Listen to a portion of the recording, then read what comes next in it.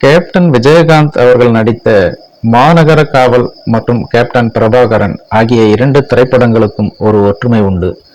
அது என்னன்னு தான் இந்த வீடியோல நாம பார்க்க போறோம். வாங்க பதிவிற்குள் போகலாம்.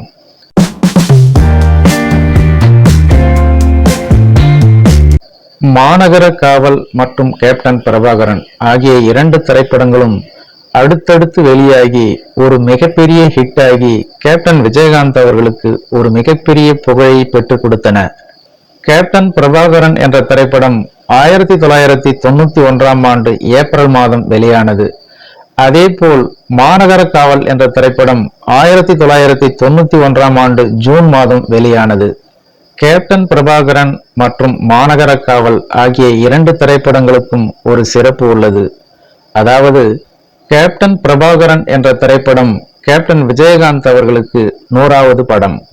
அதே போல மாநகர காவல் என்ற திரைப்படத்தை தயாரித்த ஏவிஎம் நிறுவனத்திற்கு 150வது திரைப்படமாகும்.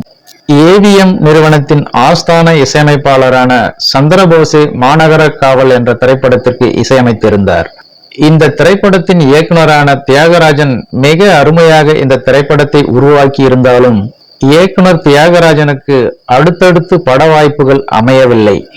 பல வருடங்கள் கழித்து கடந்த 2021ஆம் ஆண்டு மாநகர காவல் என்ற இந்த திரைப்படத்தை தயாரித்த ஏவிஎம் நிறுவனத்தின் அருகிலேயே மாநகர காவல் என்ற திரைப்படத்தின் இயக்குனர் தியாகராஜன் இறந்து கிடந்ததுதான் உச்சக்கட்ட வருத்தம் என்பது குறிப்பிடத்தக்கது.